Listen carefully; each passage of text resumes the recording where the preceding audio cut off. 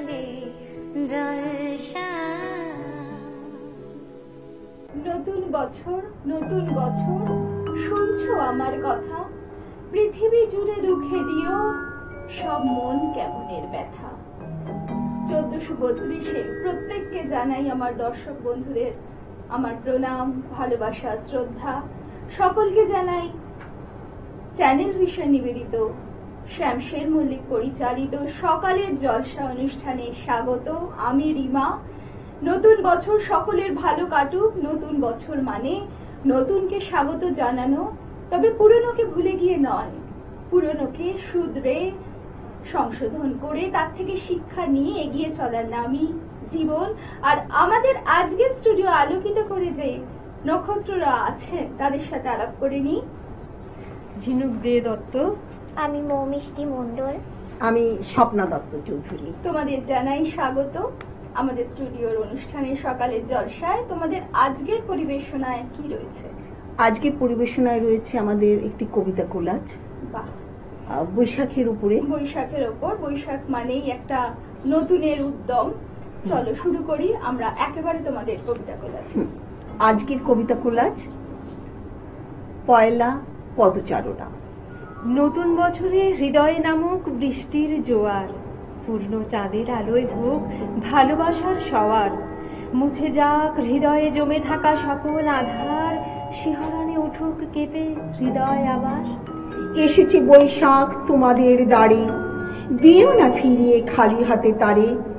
ভুলে যেও যত যাতনা দিয়েছি তোমারে, পাঠালাম শুভেচ্ছা অঞ্জলি, পেতে রেখে দিও স্মরণে হৃদয়ের তরে। এসো হে বৈশাখ এসো এসো, তাপস নিঃশ্বাস গায়ে, মোর সুরে দাও রায়ে।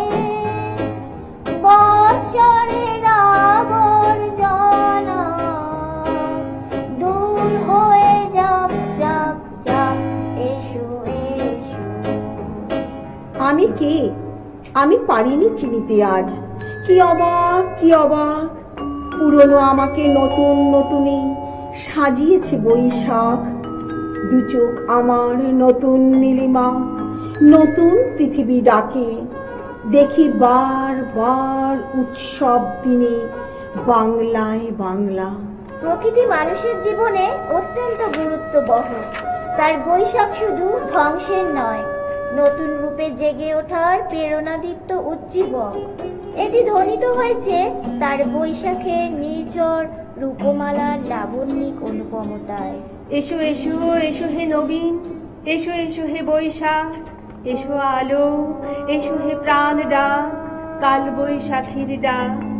বাতাসে আলো ঝড়ের সুর, যুক্ত করো নিকট দূর, যুক্ত করো শতাব্দীতে দিনের প্রতিদানে। ঝঞ্ঝা আনো, বজ্র হানো, বিজুলি জালো প্রাণে। বৈশাখকে কবি অবলোকন করেছেন রুদ্ররূপেও। হে ভৈরব, হে রুদ্র বৈশাখ, ধুলায় ধূসর রুক্ষ উদ্দিন, পিঙ্গল জটাজাল, তপক্লিষ্ট তপ্ত তনু, মুখে তুলি বিষাণ ভয়াল, কারি দাও ডাক। হে ভৈরব, হে রুদ্র বৈশাখ। শুধু রুদ্ররূপ নয়, বৈশাখের রুক্ষ রূপ ও কবির দৃষ্টি এড়ায়নি। বৈশাখের রুক্ষ রূপ তুলে ধরে তিনি শান্তির প্রার্থনায় আহত হয়েছেন শান্তির কাছে। তুমি নব নব রূপে এসো প্রাণে, এসো গন্ধে বরণে, এসো গানে। তুমি নব নব রূপে এসো প্রাণে। হে বৈরাগী, কর শান্তি পাঠ, উদার উদাস কণ্ঠ যাক ছুটে দক্ষিণে ও বামে। যাক নদী পার হয়ে, যাক চলি গ্রাম হতে গ্রামে, পূর্ণ করি মা।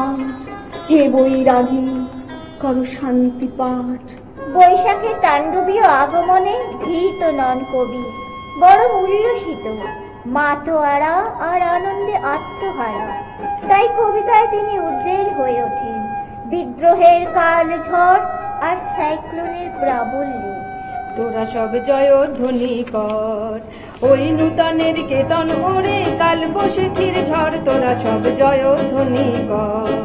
ধ্বংস দেখে ভয় কেন তোর, প্রলয় নূতন সৃজন বেদন, আসছে নবীন জীবন ধারা অসুন্দরে করতেছে দন। তাই যে এমন কেসে বেশে প্রলয় পেয়েও আসছে হেসে, মধুর হেসে ভেঙে আবার গড়তে জানে সে চির সুন্দর, তোরা সব জয়ধ্বনি কর। নজরুলের বৈশাখ বিপ্লবীর অস্ত্র যেন বজ্রের মতো গর্জে ওঠে সে অস্ত্র। বারে বারে যথা কাল বৈশাখী ব্যর্থ হল রে পূব হাওয়ায়, ভিচি হাড়ের বজ্র বন্ধি বারে বারে যথা নিভিয়া যায়। কে পাগল সে তা যাস হাকি, বৈশাখী কাল বৈশাখী। এসো বৈশাখ আবেগ স্নিগ্ধ অভিষেকে, নিজেকে তুমি স্থাপন করো, ভালোবাসায় আপ্লুত হও আরো। তোমাকে চাই আমি, তোমাকে চাই, তোমাকে ছাড়া নেই শান্তি নেই। রক্ত কিংসুকে জ্বালিয়ে দাও আমার বৈশাখী রাত্রি দিন। তোমাকে চাই আমি, তোমাকে চাই, হেঁকেছে অস্থির অশ্বক্ষুর, জ্বলেছে পদে পদে বিদ্যুতের তীব্র শব্দের আর্তনাদ। শেষ হলো আমাদের কবিতা কোলাজ পয়লা পদচারণা। পরিকল্পনা এবং পরিচালনায় আমি স্বপ্না দত্ত চৌধুরী, ও রচনা স্বপ্না দত্ত চৌধুরী। পরিকল্পনা সুন্দর একটা কবিতা কোলাজ আমরা শুনলাম। কবিতা কোলাজ রচনা করেছেন আমাদেরই অতিথি স্বপ্নাদি। আমাদের চ্যানেল ভিশনের পক্ষ থেকে আমাদের আজকের অতিথিদের জন্য রয়েছে একটি ছোট্ট উপহার। আমি হাতে তুলে দিচ্ছি চ্যানেল ভিশনের পক্ষ থেকে মেডেল এবং সার্টিফিকেট এবং একটি গিফট কুপন। আগামী দিন পুরো সারাটা বছর তোমাদের ভালো কাটুক এই কামনা করি। ভালো থেকো, আগামী দিনে আবারও দেখা হবে। আর এখন আমাদের স্টুডিও আলোকিত করে যে অতিথি রয়েছেন তার নাম আমরা তার মুখ থেকেই শুনে নেব। আমার নাম অজয় কুমার বসু। আজ এই বৈশাখের দিনে প্রথমেই মনে পড়ে সৃজনশীল স্রষ্টা, বিশ্বখ্যাত বন্দিত আমাদের প্রিয় কবিগুরু রবীন্দ্রনাথ ঠাকুর। তারই প্রতি আমি প্রথম শ্রদ্ধা নিবেদন করে একটি স্বরচিত কবিতা পাঠ করব। তোমাকে রবীন্দ্রনাথ, কবিপক্ষে যে কলমটি উপহার দিলে তুমি আজ, তা দিয়ে প্রথম যাকে নিয়ে লিখব সে হলো আর কেউ নয়, তুমি তুমি তুমি আমার রবীন্দ্রনাথ। ৫০০০ গ্রন্থ তালিকা দিয়ে চলে গেলে তুমি, আমার এখনো পাঠ হলো না, না হলো সমাপ্তির রেখা। তোমার পবিত্র স্পর্শে দৈন্য জীর্ণ রুক্ষ ত্বক পেল শান্তির বাতাস। স্বপ্ন দেখতে দেখতে একদিন ঘুম ভেঙে দেখি আল্লাহ খাল্লা গায়ে আমার সামনে এসে দাঁড়ান খুব চেনা মানুষ যেন রবীন্দ্রনাথ। দুর্জয় ঢেউয়ের মাঝে মা ভই বলে জয়ধ্বনি শুনেছে বানভাসী সংসার। তোমার রচিত প্রতিটি শব্দ ধ্বনি চিত্রণ নিমেষে করেছে হৃদয় গ্রাহী। যা শুনি মনে হয় সবেতেই তোমার উপস্থিতি, বিশ্বজয়ী রবি তুমি। গীতবিধানের প্রতিটি পাতায় তোমারই অনন্ত বিকাশ, দগ্ধ অন্তঃস্থল। তুমি দিয়ে গেছো অনেক জীবনের ছবি, দিয়েছো সঙ্গীত, অপার স্নেহ, অকৃত্রিম ভালোবাসা, দিয়েছো বাঁচার দিশা। আজ এসেছে অন্ধকার ভয়ঙ্কর সাজে সেজে, তাকে চিনে নাও। ভেতরে ভেতরে আরেক জন্মের প্রতীক্ষায় গীতাঞ্জলি দিয়েছি বুকে। মন ভালো নেই, প্রেমের অসুখে লেগেছে আজ বৈভবের প্রতারণা। স্তব্ধতা যেন বেজে চলে যায় অশ্রু নদীর ভেজানো গহন পাতা। ভূমিষ্ঠ বেলায় নিরালা তানপুরায় সুর না তুলে তোমাকে নিতে হবে বাউলের সুর, নিতে হবে হিংস্র তাপদাহের তান যেন রোদে মিশে যায়। বিচ্ছেদের নারী যেমন বিরহ কাতর, তেমনি তোমার সুরে প্রাণে জাগে দোলা। লম্বা সাঁতার কেটে তুমি ক্লান্ত হলে বিদায় বেলা, সহস্র সুর গেল থেমে, যে খোপায় আটকে ছিল যা কিছু খড়কুটো, শ্রাবণের ধারায় সব গেল ধুয়ে। তাকিয়ে থাকি অনন্ত আকাশের দিকে, যদি একবার আসো তুমি ফিরে। অসাধারণ দেব। আমরা আর একটা কবিতা শুনে নেব ওনার কণ্ঠে। এবার আমি শোনাবো কবি সুবোধ সরকারের একটি লেখা কবিতা বেলুর। আমি একটা কোণায় দাঁড়িয়ে দেখছিলাম, দুটি ছেলে গেরুয়া বসন পরে মন্দিরে সিঁড়ি মুছছিল। এত মন দিয়ে আমি কাউকে সিঁড়ি মুছতে দেখিনি, এত ভালোবাসা দিয়ে আমি কাউকে ধুলো তুলতে দেখিনি। সিঁড়ি নয়, যেন জননীর ত্বক থেকে ধুলো তুলছিল। এভাবে কেউ সিঁড়ি থেকে ধুলো মুছতে পারে আমি কোথাও দেখিনি। স্থিতপ্রজ্ঞ মহারাজকে জিজ্ঞাসা করলাম, এই ছেলে দুটিকে?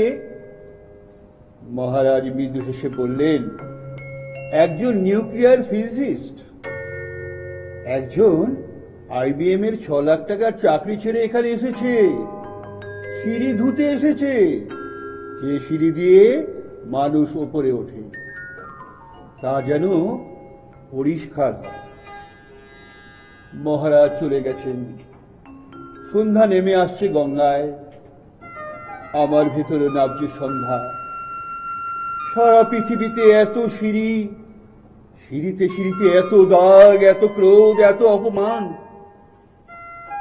আরতি শুরুর আগে মনে হলো, যে সিঁড়ি মুছতে পারে না সে কোনোদিন মানুষের চোখের জল মুছতে পারে না, সে কোনোদিন মানুষের চোখের জল মুছতে পারবে না। নমস্কার। বড় সুন্দর শেষের লাইন। সত্যি তো, যে সিঁড়ি মুছতে পারে না, ধুলো তুলতে পারে না, সে কোনোদিন মানুষের চোখের জল মুছতে পারবে না। কিন্তু আমার দৃঢ় বিশ্বাস আমরা পারবো চোখের জল মুছতে। আমাদের নতুন বছর আপনার এবং আমার দর্শক বন্ধুদের প্রত্যেকের আমাদের ভালো কাটবে, সুস্থতায় কাটবে, এই আশা করি। আমাদের স্টুডিওতে আসার জন্য, বৈশাখী আড্ডাতে আসার জন্য আপনাকে অনেক ধন্যবাদ। আপনার হাতে আমরা চ্যানেলের পক্ষ থেকে তুলে দিচ্ছি একটি মেডেল, এবং আপনাকে সম্মানিত করতে পেরে আমরা সম্মানিত। হাতে মেমেন্টো এবং সার্টিফিকেট ও গিফট কুপন তুলে দিয়ে আমরা আপ্লুত, এই মুহূর্ত আপ্লুত। ভালো থাকবেন, সুস্থ থাকবেন, দেখা হবে আবার আগামীতে। নমস্কার। সবাইকে আমার শুভেচ্ছা জানিয়ে, ভালোবাসা জানিয়ে আজকে বিদায় নিচ্ছি। নমস্কার। সকালে জলসা, সকালে জলসা। শুধু কবিতার জন্য এই জন্ম, শুধু কবিতার জন্য কিছু খেলা। নমস্কার দর্শক বন্ধুরা, আপনারা দেখছেন চ্যানেল ফিশার নিবেদিত আপনাদের অতি প্রিয় অনুষ্ঠান সকালের জলসা। আর সঞ্চালনায় রয়েছি আমি, আপনাদের বন্ধু তানিয়া। আর কেন বললাম শুধু কবিতার জন্য এই জন্ম? কারণ আজকে সকালের জলসা অনুষ্ঠানে আমি পেয়ে গেছি একজন আবৃত্তি শিল্পী বন্ধুকে। তাহলে সরাসরি শিল্পী বন্ধুর নাম আমরা শুনে নেব। তোমার নাম কি? মধুমিতা ভূঁইয়া। কোথা থেকে আসছো তুমি? ঘাটাল। বাহ, মধুমিতা তো আবৃত্তি ভীষণ ভালোবাসো, তাই তো? হ্যাঁ, কতদিন ধরে শিখছো? ছোট থেকেই শিখছি। বাহ, আর আজকে সেই আবৃত্তি প্রেমী বন্ধুকে আমরা পেয়েছি। আবৃত্তি তো শুনবই, অনেক দর্শক বন্ধু অপেক্ষা করছে তুমি কি আবৃত্তি শোনাবে তাদের উদ্দেশ্যে। আমি শোনাবো পুজোর সাজ রবীন্দ্রনাথ ঠাকুরের। বাহ, শোনা। নমস্কার। পূজার সাজ, কবি রবীন্দ্রনাথ ঠাকুর। আশ্বিনের মাঝামাঝি উঠিল বাজনা বাজি, পূজার সময় এলো কাছে। মধুবিধু দুই ভাই ছুটাছুটি করে তাই, আনন্দে দুহাত তুলি নাচে। পিতা বসেছিল দ্বারে, দুজনে শুধালো তারে, কি পোশাক আনিয়াছ কিনে? পিতা কহে, আছে আছে তোদের মায়ের কাছে, দেখিতে পাইবি ঠিক দিনে। সবুর সহে না আর, জননীরে বারবার কহে, মা গো ধরি তোর পায়ে, বাবা আমাদের তরে কি কিনে এনেছে ঘরে, একবার দে না মা দেখায়। ব্যস্ত দেখি হাসিয়া মা দুখানি ছিটের জামা দেখাইল করিয়া আদর। মধু কহে, আর নেই? মা কহিল, আছে এই এক জোড়া ধুতি ও চাদর। রাগে আগুন ছেলে কাপড় ধুলাই ফেলে কাঁদিয়া কহিল, চাহি না মা, রায়বাবুদের গুপি পেয়েছে জরির টুপি, ফুল কাটা সাটিনের জামা। মা কহিল, মধু ছিছি, কেন কাঁদো মিছামিছি? গরিব যে তোমাদের বাপ, এবার হয়নি ধান, কত গেছে লোকসান, পেয়েছেন কত দুঃখ তা। তবু দেখো বহু ক্লেশে তোমাদের ভালোবেসে সাধ্য মতো এনেছেন কিনে, সে জিনিস অনাদরে ফেলিলি ধুলির পরে, এই শিক্ষা হলো এতদিনে। বিধু বলে, এ কাপড় পছন্দ হয়েছে মোর, এই জামা পরাস আমারে। মধু শুনে আরো রেগে ঘর ছেড়ে দ্রুত বেগে গেল রায় বাবুদের দ্বারে। সাথা মেলা লোক জড়ো, রায় বাবু ব্যস্ত বড়, দালান সাজাতে গেছে রাত। মধু যবে এক কোণে দাঁড়াইল ম্লান মনে, চোখে তার পড়িল হঠাৎ, কাছে ডাকি স্নেহ ভরে, কহিন করুণ স্বরে তারে দুই বাহুতে বাঁধিয়া, কিরে মধু হয়েছে কি? তোরে যে শুকনো দেখি। শুনি মধু উঠিল কাঁদিয়া, কহিল, আমার তরে বাবা আনিয়াছে ঘরে শুধু এক ছিটের কাপড়। শুনি রায় মহাশয় হাসিয়া মধুরে কয়, সেজন্য ভাব নাকি বা তোর? ছেলেরে ডাকিয়া চুপি কহিলেন, ওরে গুপি, তোর জামা দে তুই মধুকে। গুপির সে জামা পেয়ে মধু ঘরে যাই ধে, হাসিয়ার নাহি ধরে মুখে। বুক ফুলাইয়া চলে, সবারে ডাকিয়া বলে, দেখো কাকা, দেখো যে মামা, ওই আমাদের বিধু, ছিট পড়িয়াছে শুধু, মোর গায়ে সাটিনের জামা। মা শুনি কহেন আসি, লাজে অশ্রু জলে ভাসি, কপালে করিয়া করাঘাত। হই দুঃখী হই দিন, কাহারও রাখি না ঋণ, কারো কাছে পাতি নাই হাত। তুমি আমাদেরই ছেলে, ভিক্ষা লয়ে অবহেলে, অহংকার করো ধে ধে।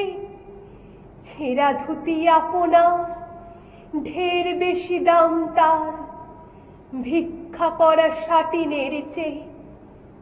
আই বিধু আই বুকে, চুমু খায় চাঁদ মুখে, তোর সাজ সবচেয়ে ভালো।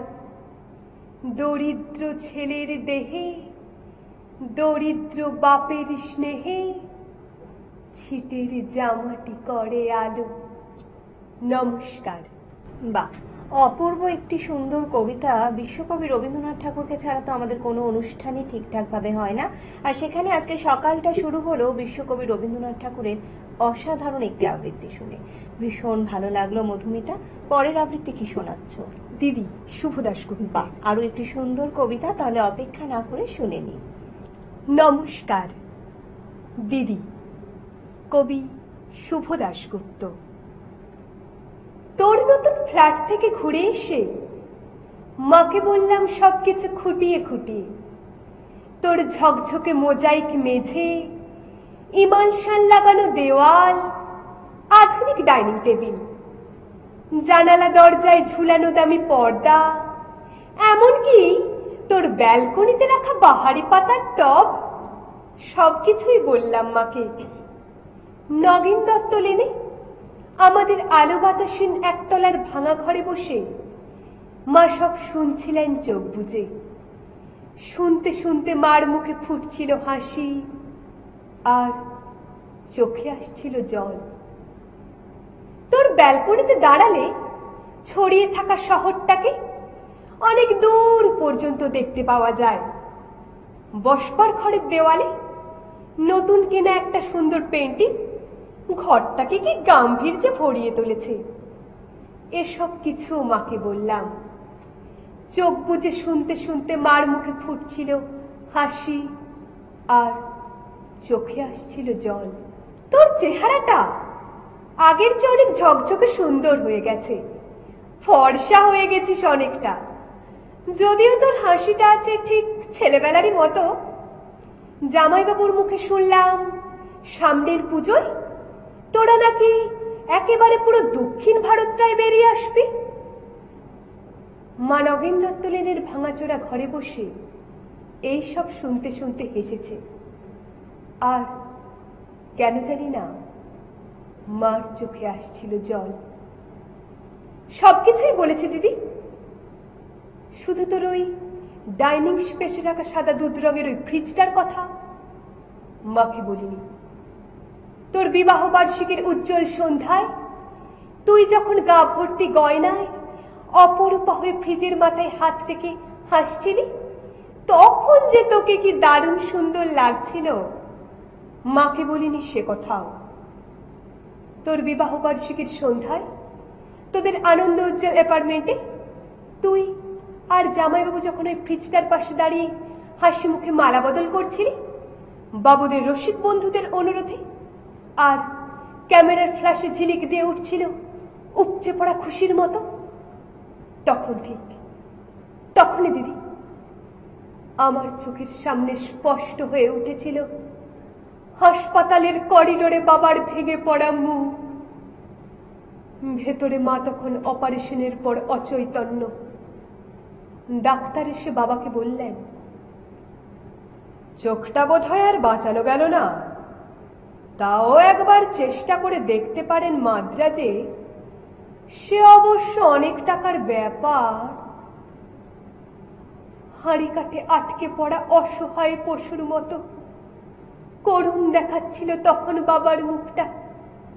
সিঁড়ি দিয়ে আসতে আসতে বাবা আমার কাঁধে হাত রেখে বলেছিলেন, কমলাকে সারা জীবন শুধু দুঃখ কষ্টই দিলাম, সুখ দিতে পারলাম না। আজ ওর চোখ দুটোও চলে গেল, সবই আমার কপাল। দিদি, অনেক দরদস্ত চাপাচাপির পর তোর বিয়েটা যখন আরো কয়েক ভরি সোনা আর একটা ফ্রিজের দাবির জন্য আটকে পড়েছিল অনিশ্চয়তার ঘেরা টোপে, বাবা তখন কাউকে না জানিয়ে চড়া সুদে ধার করে ফেলেছিলেন অনেক টাকা। সামান্য মাইনের প্রাইভেট কোম্পানির চাকরি করা বাবা বেঁচে থাকতে থাকতে অন্তত একটা মেয়েকে পার করার দুরন্ত আশায় ঝুঁকি নিয়ে ফেলেছিলেন অনেকটা। চোখের জল আর রজনীগন্ধার সৌরভকে পেছনে ফেলে তুই চলে গেলি। পড়ে রইলাম আমরা, মা আর আমি, আর পড়ে রইল নগেন দত্ত লেনের অন্ধকার ঘরে বাড়তে থাকা সুদের বোঝার চাপে তলিয়ে যাওয়া একটা সৎ মানুষ, তোর বাবা, আমার বাবা। দিদি, তোর গা ভর্তি গয়না আর ওই দুধসাত রঙের ফ্রিজটার কথা মাকে বলা হয়নি কিছুতেই। দৃষ্টিশক্তি খুইয়ে বসা মাকে বাবা বলেননি কিছুই, শুধু অসহায়ের মতো খুঁজতেন মার মুখে একটু হাসি, বড় মেয়ের ভালো ঘরে বিয়ে হওয়ার একটু তৃপ্তি। সে হাসি খুঁজতে খুঁজতে ক্লান্ত বাবা চলে গেছেন। এখন নগেন দত্ত লেনের ভাঙাচোরা ঘরে বসে মা আর আমি আনন্দেই আছি। একটা আনন্দই বোধ হয় সবচেয়ে বড়। এ বাড়িতে আর কোনোদিন সানাই বাজবে না, সাহানাই, সানাই, রজনীগন্ধা, বেনারসি, হইচই এসব অপ্রাসঙ্গিক হয়ে থেকে যাবে চিরকাল। নমস্কার। আরো একটি অসাধারণ সুন্দর কবিতা আমরা তোমার কণ্ঠে শুনলাম। চ্যানেল ভিশনে এসে তোমার কেমন লাগলো? আমার খুবই ভালো লেগেছে। তোমাকে পেয়ে, তোমার এত সুন্দর আবৃত্তি শুনে আমাদেরও সকলের খুব ভালো লেগেছে। সকালের জলসার পক্ষ থেকে তোমার জন্য রইল সম্মাননা পত্র। Thank you ma'am. তোমার জন্য রইল মেডে। মোমো মিয়ার পক্ষ থেকে রইল তোমার জন্য গিফট ভাউচার, এবং আজকের দিনটিকে আরো স্মরণীয় করে রাখার জন্য তোমার হাতে তুলে দিলাম এই স্মারকটি। ভালো থেকো মধুমিতা, এভাবেই আবৃত্তির সাথে থেকো, পাশে থেকো।